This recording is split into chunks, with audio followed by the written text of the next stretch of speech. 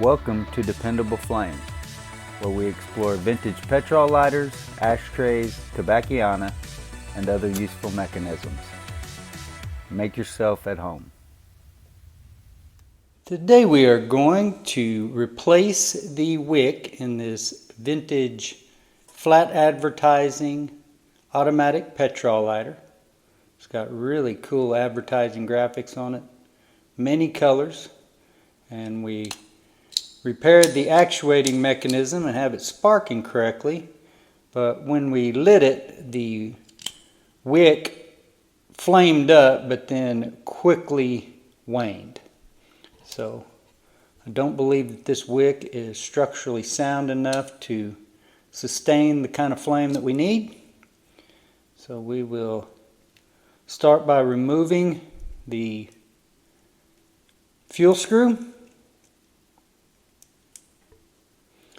And for those of you who are always asking questions about how to replace the wadding, wick, whatever it is, inside the tank of a vintage petrol lighter of any kind, this is the job. Pulling the wadding bit by bit, hopefully keeping it intact as much as possible, but everything has to come out, for the most part, in most lighters, through the hole or the bottom of the insert, wherever it is that you fuel the lighter.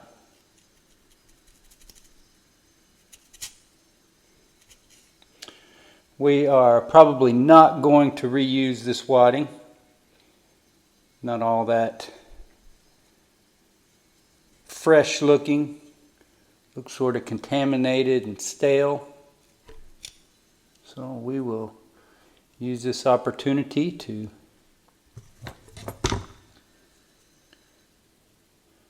hopefully give the lighter a little bit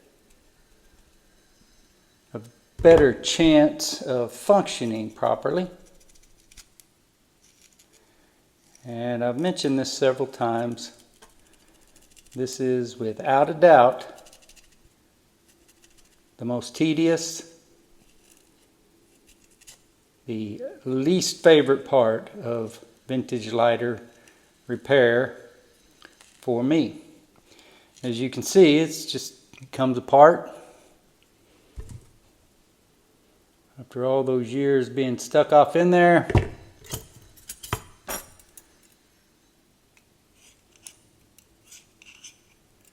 and not all that easy to get it to come out.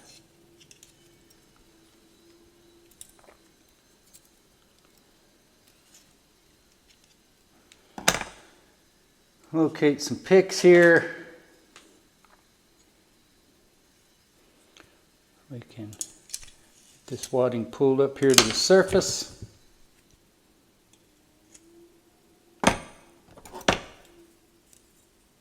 Picks, tweezers, toothpicks. I get all kinds of advice. And all that stuff will probably work, but the key is to find the tools that work best for you. Some people like to do different things a little bit differently, so not everybody is going to use the same tools and have the same identical process, but hopefully we all end up back at the same place, which is a working functional lighter.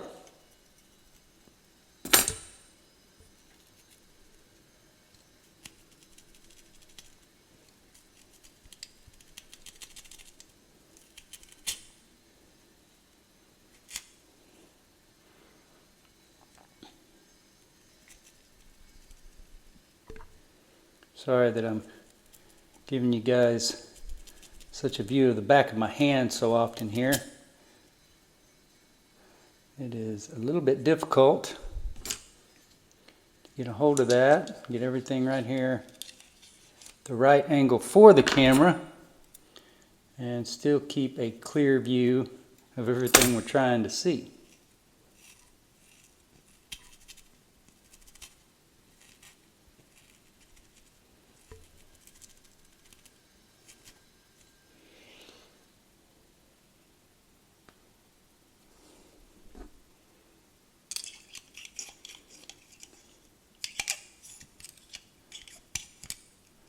Sounds like the bottom section of that, or the back section here, is emptied out, but I believe we still have at least one more bundle of wadding here.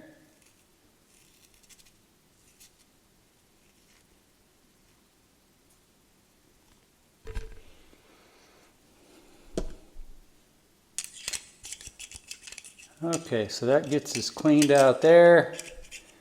Both sides. Don't remember seeing the wick come out. There's our wick. And not much of a wick left. And that very well could be what was making it wane so fast. So we will put all of that into a Ziploc container and save it for whenever we sell this lighter. This lighter was a gift from our buddy Friedrich Dill.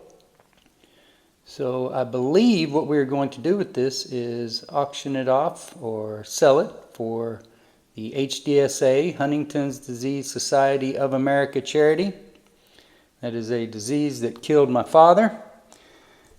10% of every lighter that we sell, every item that we sell, goes to that charity. And also we do 100% on certain listings goes to Huntington's Disease Society of America. So the goal here is going to be to place this wire. This is an IMCO wire lead wick. The wire has been bent, shaped, so that hopefully it comes out somewhere near that fuel hole and we can get a hold of it. But we are going to feed it down the chimney, pull it out, and then repack fresh wadding in around it. So, trying to keep this all straight, we will send the wire lead down the chimney.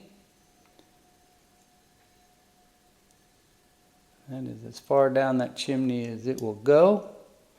Now, we will attempt to locate it, which you can see that wire right there.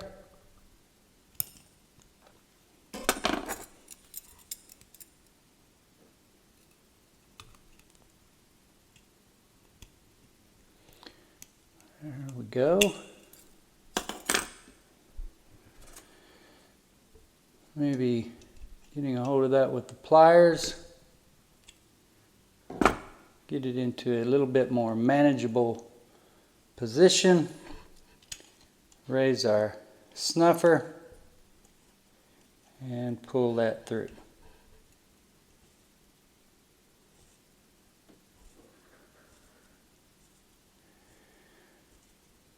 Feels like it fits pretty snug in there.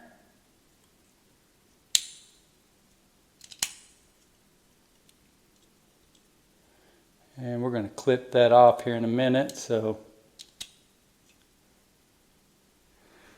actually we will go ahead and do it right now.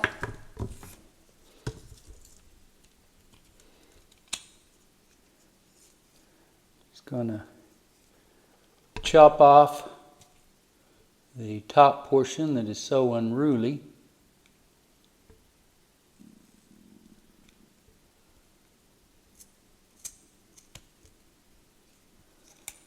And we missed just a little bit of it there.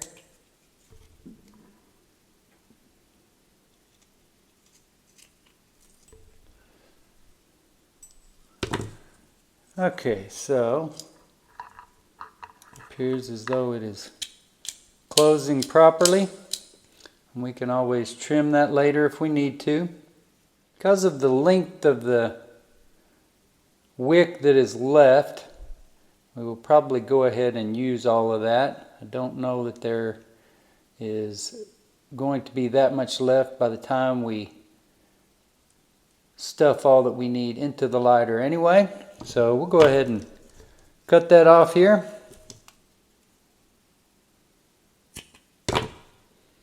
Wire lead. Now we will take our pick again and start stuffing wadding down the fuel hole, feeding the wick with it as we go, a little bit here and there.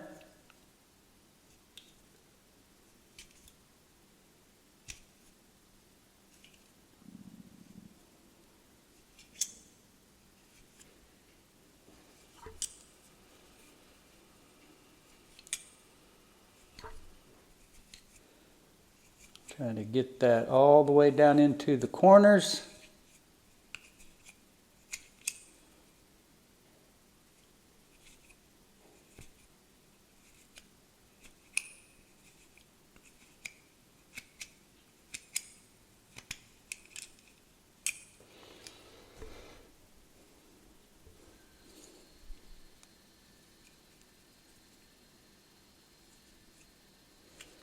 I apologize if you guys can hear the saws operating outside.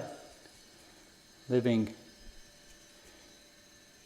in downtown Oklahoma City here, or actually Deep Deuce of Oklahoma City. There are a lot of people stacked in here in a very confined space.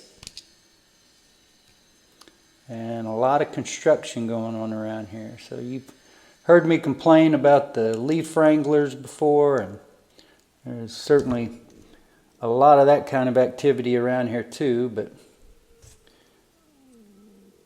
it's a very vibrant and growing area, and there's construction all over the place. So we're getting our wadding packed in here nice and densely. About to lose that wick a little bit, so let's pull that to where I can keep a hold of it. I want to have that right there at the hole as we fuel it and seal it up with the fuel screw. So we'll go ahead and tuck that away in there.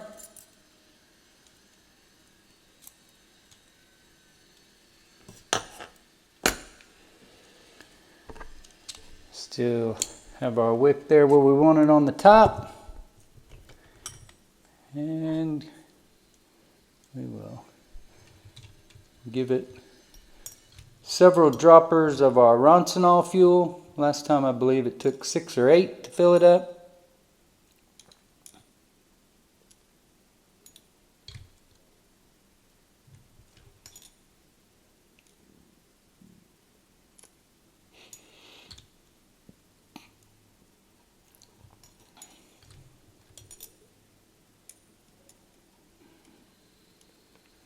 Number 3.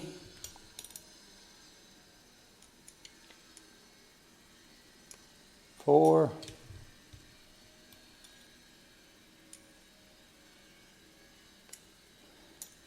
5. 6. 7.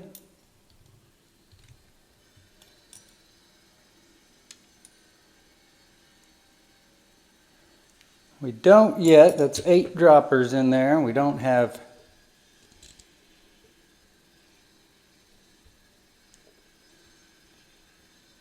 maybe just a little bit of moisture on the wick. So let's go ahead and seal this up. Get our fuel screw back in place.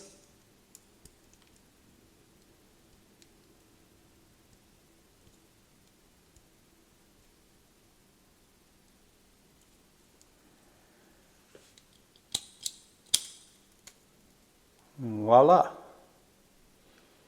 See some charring on that wick.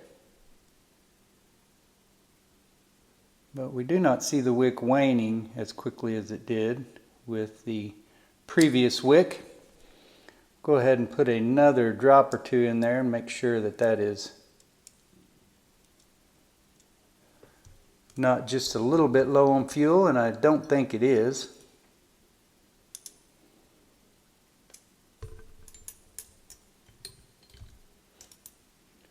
Especially considering as quickly as it lit just then.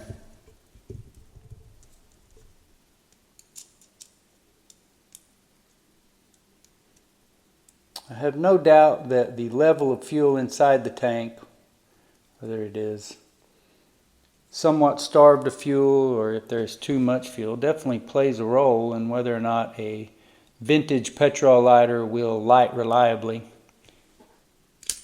But as you can see, this one not only lights reliably, but appears to burn a fairly decent flame, even though there is some charring on the wick. Until next time.